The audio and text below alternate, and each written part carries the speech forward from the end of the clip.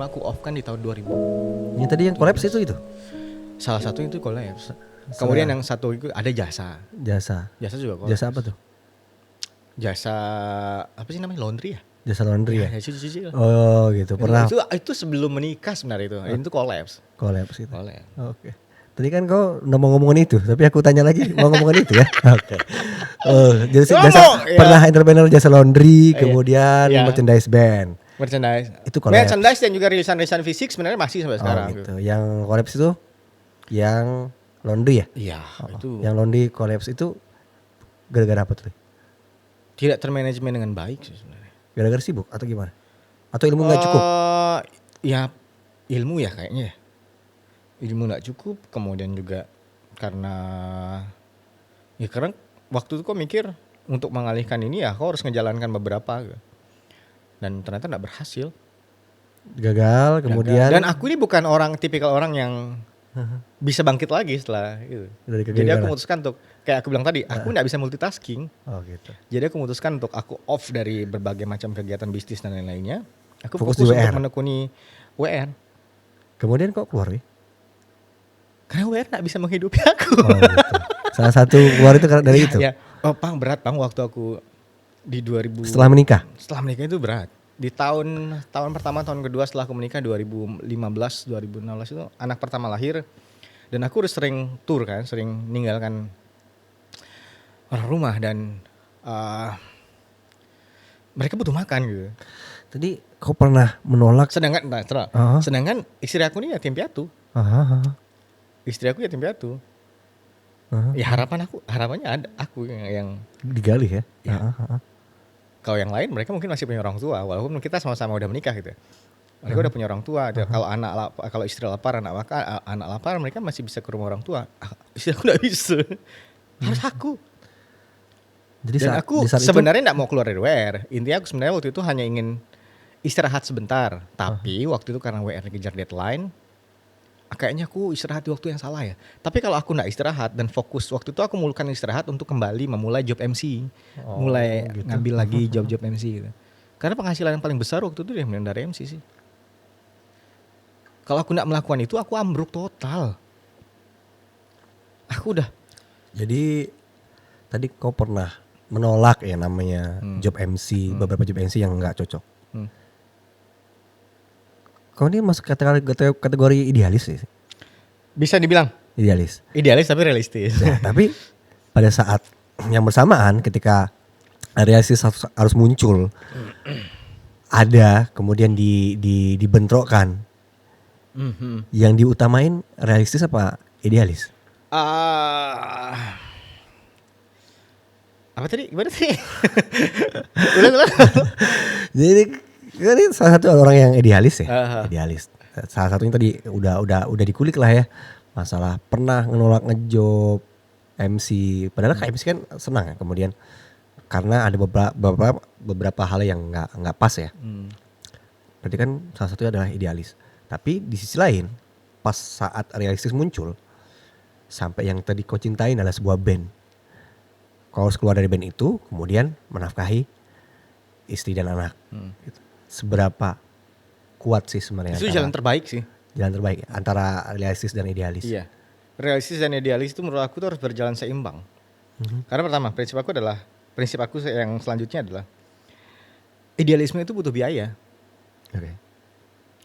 Kau boleh punya idealisme, tapi idealisme juga butuh makan, idealisme juga butuh biaya. Untuk menjalankan idealisme kau ini, kau harus kerja untuk membiayai. Kalau kau udah punya perekonomian yang bagus, kau mungkin bisa menjalankan idealisme itu. Tapi sebelum idealisme itu bisa membuat kau bisa menghidupi dirinya sendiri, kau harus tetap bekerja untuk menjalankan atau memberi makan idealisme itu. Passionnya di mana sih sebenarnya? Kalau aku passionnya musik sih. Aku harus berani mengatakan bahwa passion musik. Kenapa pada saat itu? Kenapa pada saat itu kau tidak yakin bahwa musik bisa menghidupi aku? Kondisinya berbeda saat itu. Berarti realistis ya? Iya. Kondisinya berbeda. Aku berpikir bahwa karena aku juga punya band satu lagi dan orientasinya lebih ke duit gitu. Band Top 40. New Starter. Dan itu orientasinya ke duit. Jadi aku berpikir aku masih tetap hidup di musik, masih tetap berjalan dengan musik, masih tetap memainkan genre musik yang aku suka, masih jenis musik yang aku suka walaupun mungkin bukan lagu sendiri. Kemudian aku masih berpikir bahwa aku akan masih bisa berkarya tanpa Why Rejected. Dan kalau aku tetap bertahan di Why Rejected, aku bisa jamin aku akan mungkin aku kena ceraikan bini aku kali. Parah. Oh jelas, pertikaian kami udah masuk ke, walaupun enggak bertikai-tikai amat ya. Istri aku enggak pernah minta aku keluar dari band. Tapi kamu mendukung sekali. Tapi aku harus tetap menghidupi mereka. Ini kan opsi yang ini. Sedangkan mereka butuh makan ya. Iya.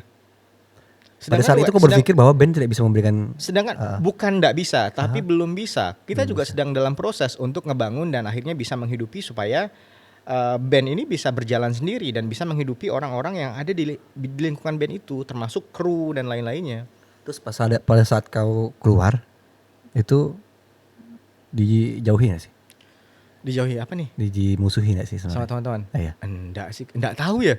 Tapi aku enggak pernah merasa kalau aku bermusuhan sama kawan-kawan yang lain.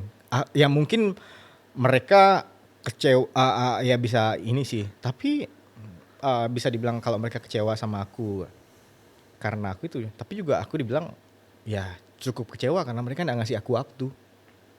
Itu pas saat kau keluar kau paparkan gak sih alasannya? Aku paparkan, aku datang langsung. Nangis aku bang. ya? Datang ke rumah Edo langsung aku. Nangis aku. Dan tanggapan teman-teman Why Rejected gimana? Ngejabarkan ya mereka gini, waktu itu sebelum itu sebenarnya keputusan aku tuh aku ditekan juga sih. Waktu aku memutuskan untuk aku enggak ikut ngumpul, aku enggak ikut latihan, tapi aku bisa ikut manggung aku bilang kan. Cuma kayaknya untuk latihan dan lainnya aku putuskan nanti dulu deh, aku pengen sama keluarga dulu. Aku pengen berbenah soal perekonomian keluarga dulu, aku pengen cari kerjaan, aku pengen mulai lagi ngambil job-job MC. Akhirnya aku putuskan untuk fokus di dunia MC dan buat manajemen dan lain-lainnya. Pengen ngebangun kerajaan bisnis aku dulu lah ibaratnya gitu ya. Oke. Iyalah. Aku minta waktu untuk itu sebenarnya, ngebangun itu gitu. Ngebangun biar perusahaan aku bukan perusahaan sih. Apa sih namanya? Usahaku organisasi lah. Iya, organisasi aku yang aku mulai ini bisa jalan dulu gitu. Tapi ternyata waktu itu aku ngambil timingnya salah karena band WR waktu itu lagi panas-panasnya. Konflik internal maksudnya? Bukan, panas-panasnya dalam artian semangatnya. Oh, lagi seksi-seksinya? Iya, lagi aktif-aktifnya berkarya, lagi gencar-gencarnya manggung. Kemudian kita juga baru dapat kontrak rekaman 5 tahun. Kemudian juga udah banyak rencana-rencana besar. Kemudian dapat investor.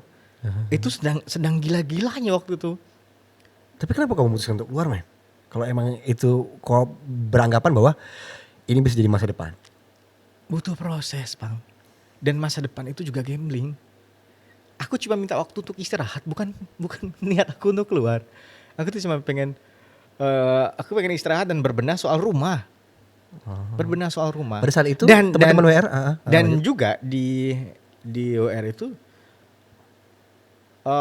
udah ada beberapa ini sih, pertengkaran itu udah mulai makin intens. Semenjak kita itu tuh pertengkaran ya biasa sih ya, perbedaan pendapat. Ya biasa lah ya anak band ya. Kayak kalau di Skyhop kan gitu kan. Kali kau keluar. Itu cuma keluar aja. Itu cuma keluar aja, kita gak pernah punya konflik. Ya kan Ivan realistis kan milih apa sih bandnya? Gue pindah. Ya itu kayak ya itu gitu. Di saat seperti itu ya Skyhop lagi bagus-bagusnya gitu kan. Skyhop lagi menyusun agenda untuk dan lain-lainnya gitu. Dan tiba-tiba ya Ivan harus memilih. Aku juga seperti itu kondisinya. Kita juga, tapi masih gambling. Apakah usaha yang kita jalankan ini masih akan berhasil atau enggak? Sedangkan apa yang aku pilih itu udah jelas. Job-job pekerjaan aku yang dulunya lari, klien-klien yang aku dulunya enggak, yang aku selalu bang, MC saya enggak bisa MC ya, saya alihkan ke Eja Gustian itu yang paling sering. Ini salah satu kawan kita ya, yang paling sering aku limpahkan. Kemudian yang lain-lain aku sering ini kasih. Aku enggak bisa MC, aku manggung gini-gini, aku larikan ke situ. Dan aku lebih realis ya itu gitu. Aku pengen berbenah di bagian itu gitu. Tapi kan point of view kita itu berbeda, di band itu berbeda. Pertengkaran udah makin sering, adu ide juga udah makin sering, dan aku udah mulai jenuh tuh. Karena bagi aku waktu aku berpikir bahwa kayaknya bertengkar itu harusnya di tahun, aku di WR itu berapa tahun ya? 5 atau 6 tahun, 7 tahun ya? 2011. Kayaknya pertengkaran ini harusnya udah gak perlu lah. Kayaknya kita udah tahu lah kita mau berjalan seperti apa. Jadi aku rasa itu adalah hal yang bodoh gitu. Walaupun pertengkaran itu selalu damai, selesai lagi. Tapi beberapa ini ngerasa ada beberapa pertengkaran yang kayaknya udah basi ya Bang? Enggak, ada beberapa pertengkaran yang bisa damai tapi enggak akan bisa balik seutuh. Kayak enggak bisa. Kayak gelas udah pecah gitu. Iya gitu. Bisa disatukan lagi mungkin ya. Tapi kayak kertas dironyok-ronyok kan ya tetap kertas, dia disetrika juga tetap kertas, tapi ronyokan sedikit itu masih ada gitu. Masih berbekas. Iya gitu. Masih berbekas. Ya dan aku rasa kalau ya udahlah, kayaknya aku harus istirahat lah dari WR. Jadi saat itu kamu memutuskan untuk berarti aku harus cabut. Oh ya udah, aku harus cabut. Dan pada saat itu anak-anak di grup WR ada yang udah punya keluarga kan? Udah semua rata. Udah semua punya. Apakah masalah mereka nggak pernah bisa di-sharing? Maksudnya itu juga mereka bilang gini Pang, bukan prinsip, apa sih namanya? Setiap orang itu rasa beban yang ditanggung untuk setiap masalah yang sama oleh orang yang berbeda itu kan beda-beda bebannya. Kayak aku berkeluarga, punya anak, kemudian Doyo juga seperti itu, Edo juga seperti itu. Kayak bertiga udah berkeluarga waktu itu. Cuma beban yang ditanggung itu berbeda rasanya. Kayak aku bilang tadi, kalau aku pergi kerja atau lainnya manggung sibuk sama WR, ya tetap bisa jalan gitu, tetap bisa ini gitu. Tetap bisa WR tetap bisa jalan dan passion aku masih bisa terpenuhi gitu. Kalau aku jalan tur-tur keluar, perbedaannya kayak aku bilang, kalau anak bini mereka lapar, kalau mereka kan mungkin bisa di rumah stok makanan habis, beras habis, mereka bisa, anak istrinya bisa lari ke orang tua, mertua. Istri aku gak bisa. Tetap harus di rumah, tetap harus tanggung jawab itu aku. Kamu merasa itu berat ya? Berat lah Bang. Baru aku memulai dan anak itu anak pertama lagi. Bahkan anak kedua lahir, Hagia lahir itu aku lagi tur. Aku gak ngelihat Hagia lahir. Dan itu ada perasaan bersalah buat aku tuh. Tapi kan kau lagi cari rezekinya bro. Iya, rezeki. Istri aku udah ngelarang, janganlah. Ini udah mau detik-detik, mau berapa hari melahirkan. Belum bah, kan dokter bilang tanggal sekian. Ternyata enggak, jadi waktunya harus kami tur ke beberapa ini nih. Kami cut di satu kota. Langsung balik hari itu juga.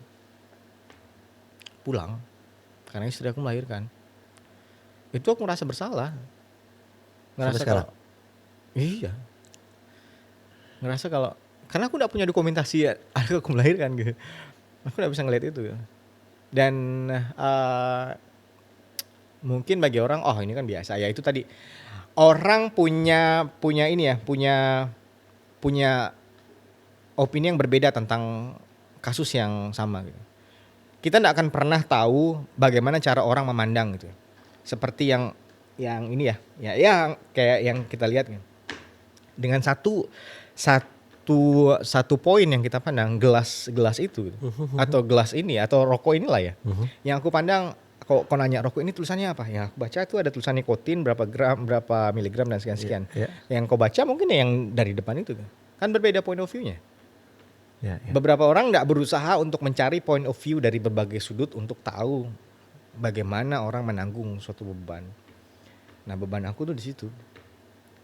Dan kawan-kawan waktu itu dikejar deadline juga untuk merilis. Jadi aku cuma merilis satu single sama Aki, waktu itu sama Aki Alexa, Why. Dan aku selesai gitu. Bahkan video klipnya juga aku enggak ada. Dan teman-teman lain merelakan ya? Ya merelakan lah, mau mau lah. Karena waktu aku memutuskan untuk keluar, tiba-tiba mereka udah siap sepertinya. Oke. Bisa jadi mungkin mereka udah mau mengeluarkan aku. Mereka udah mau mengeluarkan aku, tapi karena ngelihat tabiat aku waktu itu udah mulai malas-malasan. Aku udah mulai enggak ngerasa nyaman itu waktu Gilang keluar. Waktu Gilang keluar itu aku udah ngerasa, aduh aku udah ngerasa nggak enak nih, ngerasa mulai teman seperjuangan hilang gitu. Jadi aku ngerasa, aduh aku udah nggak ngerasa ini nih. Tapi aku terus jalan gitu. Ngerasa ada yang kurang gitu. Ngerasa ada yang, wah ini bukan seperti apa yang aku mau gitu. Tapi ya udah. Berarti itu di saat sesuatu yang tidak berada pada garis ideal ya? Ya ditambah lagi perekonomian aku lagi ambruk-ambruknya waktu itu, dan aku harus melunasi hutang-hutang dan melunasi ya menghidupi keluarga, dan aku harus ngebangun karir aku sebagai seorang pekerja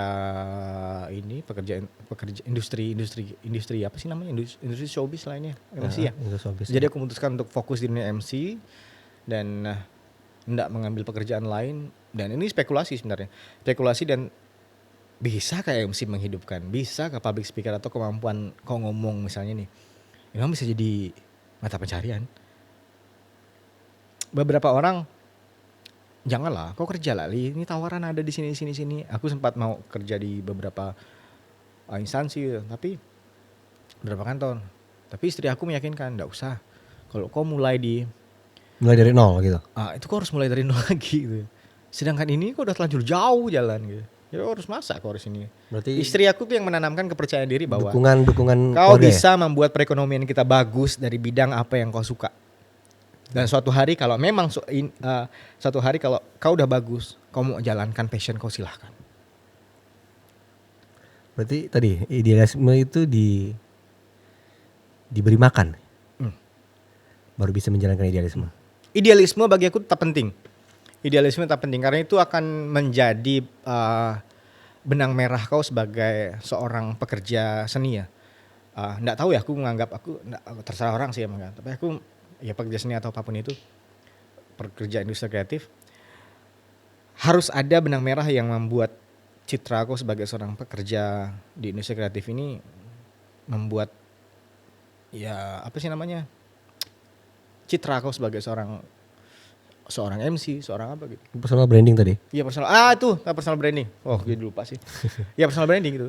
Walaupun kadang kayak aku menolak pekerjaan yang misal, bang nanti kita MC-nya ya kayak tadi kau nanya soal masalah aku nolak ini ya. Menolak pekerjaan yang aku di luar batas kemampuan aku. Walaupun aku sebenarnya tipikal orang yang menerima tantangan di dunia MC, aku akan menerima apapun itu. Tapi kayak misalnya, bang nanti MC-nya harus lucu bang ya, soalnya hadirnya biar pecah dong gitu. Nah itu gimana tuh? Wah aku tolak. Dan aku sering melakukan itu, beberapa kali, bukan sering. Bahwa kamu mengatakan bahwa aku nggak bisa atau gimana? Aku bukan komedian. Oh gitu. Takut acaranya malah krik-krik ya? Aku bukan komedian. Jadi aku memutuskan untuk kayaknya ini bukan sesuai di bidang aku. Jadi aku kadang mencari alasan untuk membatalkan job itu. Tapi enggak mengatakan alasannya secara langsung sih. Oke. Terus tadi udah kau keluar, kemudian secara perekonomian hancur, kemudian kamu membangun kembali, butuh berapa lama sih, Lih? Enggak lama ya. Buat berproses. Setahun 2 tahun lah. Setahun 2 tahun baik lagi. Di 2015 aku keluar, di 2016 ini 2017 tuh aku ngerasa udah, 2016 itu sebenarnya aku udah mulai ngerasa cukup punya kaki yang kuat ya, tinggal mempertahankan eksistensi ya. Seberapa worth it kah job yang istilahnya itu kan nggak setiap hari ya, nggak setiap waktu dapat. Seberapa worth it kah buat seorang Gali yang tadi udah, aku nih mau buat memperbaiki keuangan keluarga, aku mau istirahat dulu dari band, aku mau buat ekonomi perkeluargaan aku balik lagi. Benar nggak sih ini jalannya gitu? Ini jalannya adalah aku nge-MC. Worth it nggak buat keluarga sampai sekarang? Gitu? Ini worth it. Aku bilang worth it karena bidang yang aku tekuni ini agak sedikit jarang mau orang lain tekuni. Beberapa dari mereka memutuskan bahwa bidang ini adalah bidang sambilan. Jadi aku beruntung, aku termasuk yang beruntung bukan karena aku bagus, tapi karena aku konsisten dan aku mengambil kesempatan untuk terjun penuh. Jadi aku bilang worth it ya karena itu. aku memutuskan untuk fokus di dunia MC, dunia public speaking, dunia inilah ya, pembicara dan lain-lainnya. Gara-gara satu celetukan seorang fotografer senior di Pontianak. Namanya? Kosanto. Santo, ya. Dari desain. Aku waktu itu nge-MC akad di suatu acara pagi-pagi. Dia orang Chinese tapi dia nge-MC dia bilang aku nih mulainya dari orang Melayu gitu. Akad aku ini desain fotografi atau desain studi aku lupa namanya, desain lah. Jadi dia bilang nanya, "Kau sambilan gak?" "Sambilan kok, masih kerja?" "Masih." "Kau berani enggak ngelepaskan pekerjaan kau yang lain fokus di dunia ini?" Ini pertama nanya, "Berapa sih penghasilan kau dari MC?" Segini saya dibayar, segini. Berarti kalau ini di secara ini kan. Iya, tapi kan belum tentu kok ada yang mau ini. Nah, sekarang pertanyaannya adalah, kau berani enggak fokus? Selama ini kau cuma bisa nge-MC hari apa? Hari Jumat, Sabtu, Minggu. Karena yang lain kau harus kerja. Harus siaran dan lain-lainnya. Iya juga. Kau pasti nolak nge-MC hari Senin, Selasa, Rabu, Kamis. Karena kau kerja. Iya. Aku pasti kasih MC yang lain. Kalau kau fokus di dunia ini, kau bisa nge-MC di Senin, Selasa, Rabu, Kamis, Jumat, Sabtu, Minggu. Aku mikir, iya juga ya. Ini spekulasi. Yeah. Kalau kau berani, coba kau ambil keputusan. Kau lepaskan pekerjaan kau lain, kau fokus di dunia ini, kau buat kau genahkan. Aku nggak tahu caranya gimana, kau terserah. Dan akhirnya aku bentuk manajemen kecil sama istri. Dia yang jadi manajer, dia yang ngatur masalah jadwal dan lain-lainnya. Jadi semua kontak pekerjaan dan pembayaran, term and conditionnya semua di istri aku yang ngatur, Nazila yang ngatur. Dan itu ya aku rasa ini, setiap kali ada tawaran job, "Bang bisa nge-MC gak bang hari ini jam 8 pagi atau ini hari Senin?" "Gak bisa kak, saya siaran dulu." "Gak bisa kak, saya kerja." "Oh saya ada jadwal taping sama TV." Aku selalu menolak itu, dan itu ya melepaskan kesempatan yang lain. Dan ternyata setelah aku ini, yang kayak kau bilang, kau bisa cuma nge-MC di Jumat, Sabtu, Minggu. Kau salah. Banyak sekali acara-acara di Senin, Selasa, Rabu, Kamis. Yang mungkin itu bukan acara yang acara-acara intern, acara-acara gathering, acara-acara peresmian dan lain-lainnya. Itu bisa dilakukan di hari Senin. Dan itu hampir tiap hari bang. Itu peluang yang aku manfaatkan. Kau menghitung nih, banyak acara yang hampir setiap hari diadakan di kota Pontianak, bahkan juga di luar kota. Bukan di Kalimantan Barat dan lain-lain ya. Dan itu membutuhkan MC, sedangkan MC itu hanya bisa nge-MC di hari Jumat, Sabtu, Minggu atau Sabtu, Minggu. Atau bahkan juga ya? Iya. Jadi aku mengambil kesempatan untuk mencoba untuk menjadi MC di Senin, Selasa, Rabu, Kamis. Dan itu berhasil. Pada saat MC yang lain, "Bang, aku dapat tawaran job nge-MC di hari Selasa, aku enggak bisa. Kau bisa enggak?" "Bisa." Oh, okay. Berarti full time buat itu ya? Iya. Full time. Yang tadi side job menjadi main job. Iya. Itu jadi main job. Tapi karena masuk ini yang ke kondisi yang sekarang ini dampaknya besar buat aku. Maksudnya besar gimana tuh? Ya gara-gara wabah corona ini kan. Oh, oke. Wow. Okay. Tapi pada saat itu adalah jawaban yang paling real. Waktu itu memang ya semua juga ngerasa mungkin apa sih MC nggak ada ininya gitu ya. Dulu aku nolak bang MC wedding pak. Siapa orang yang paling pertama yang mensupport? Istri aku lah. Aku yakin orang tua nggak support. Orang tua orang tua aku dulu malah selesaikan kuliah. Gitu. Masih bahas kuliah ya? Iya masih bahas kuliah. Selesaikanlah kuliah biar kau nyaman cari kerja. Tapi bapak aku ingat sekali nih. Bapak aku bilang ini, waktu aku di radio, waktu pertama kali aku sebulan, 2 bulan, 3 bulan, waktu aku bilang, "Pak, aku keterima di radio tahun 2008. Ya. Kau tahu gaji aku berapa? 150.000. Oke. 75.000 sebulan. Itu bukan gaji sebenarnya, hanya insentif kalau ini itu. 75.000 sampai 150.000 itu tergantung jam. Ya. Dan kita kan disiaran kan di radio tuh siaran itu tergantung jam kan? Ya. Per jam. Aku nyadu ke bapak, aku foto hasil uang aku kirim ke bapak, kasih tau bapak. Bapak bilang gini, "Udah, jangan kau perhatikan uangnya dulu, kau konsisten dulu. Siapa tahu dapat ilmu baru di sini." Aku ingat sekali waktu aku nelpon ke bapak aku nelpon bapak aku tuh karena aku minjam duit. Jadi, "Pak, kirimkan segini buat makan." Kirim segini. Itu bapak bilang, "Udah enggak apa-apa, cari ilmu dulu. Tapi kuliah selesaikan ya. Tetap ada tuh selipan itu tuh, kuliah selesaikan ya gitu. Tetap ada tuh. Jadi bapak aku bilang, jangan kau ngelihat nominalnya. Selama ini tidak mengganggu dan kau suka, jalankannya. Bapak aku yang ngomong, aku ingat. Tapi kalau mama sih ya, mama bilang, oh selesaikanlah kuliah gini. Masih ya? Sampai masih. akhirnya gini, waktu aku tidak memutuskan untuk aku tidak memutuskan untuk menyelesaikan kuliah, tapi karena memang waktu itu biayanya aku tidak mencukupi biaya aku untuk menyelesaikan kuliah. Walaupun aku sekarang akan lanjut lagi kuliah ya. Aku pengen fokus ke dunia public speaking, jadi aku kayaknya pengen ngambil itu. Waktu itu bapak aku bilang, jangan lupa nanti suatu ini yang aku pegang. Kalau kau ada duit, kau udah ini, selesaikanlah kuliah. Itu yang aku pegang. Dan waktu aku bertahan di radio dengan penghasilan seadanya itu, ya karena memang bapak aku bilang, udah jangan berhenti, lanjutkan ya. Lanjutkan.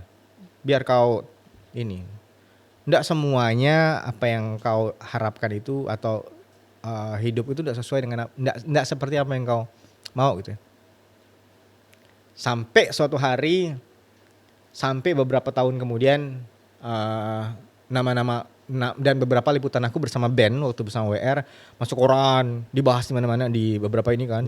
Kemudian beberapa orang ada nah, di kampung ya, nama kampung aku tuh Inggris, Semanggis Raya, Inggris ya. Inggris tanpa R ya, kalau ada R-nya di Inggris. Inggris. Jadi di Inggris itu ada orang sales dari Pontianak datang ngomong, mama cerita, anak saya juga di Pontianak tuh bang, ada kerja di radio. Hah, siapa bu kerja di Radio Volare? Siapa namanya? Gali. Saya kenal bu, ini Radio Volare gini. Gali saya dengar sering. Itu mak aku bangganya bang. Dia langsung nelpon aku hari itu juga. Dibangganya kalau anak itu dikenal sama orang. Dan koran aku tuh orang tuh aku tuh bangun karena jarak dari Inggris ke Sanggau itu cukup jauh ya, 1 jaman ya. Rela beri koran untuk baca liputan aku di koran itu. Membanggakan ya? Bangga mereka. Tapi kenapa enggak boleh? Udah itu setelah itu boleh. Setelah aku ibaratnya gini, ya itu tadi kau harus mendapatkan atau membuat pengakuan dulu gitu ya. Oke. Mendapatkan pengakuan dari orang lain dan orang tua itu akan melihat, oh anak kau ternyata bisa loh gitu.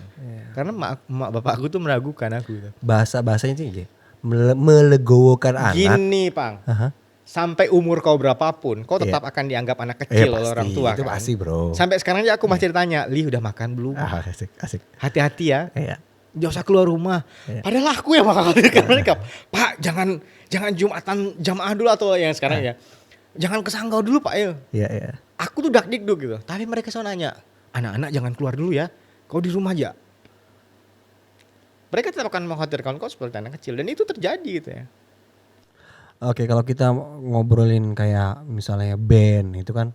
Kalau zaman dulu kan masih ada namanya band nasional, band internasional, band lokal gitu. Kalau di dunia per-MC-an yang kau ketahui sampai sekarang ini,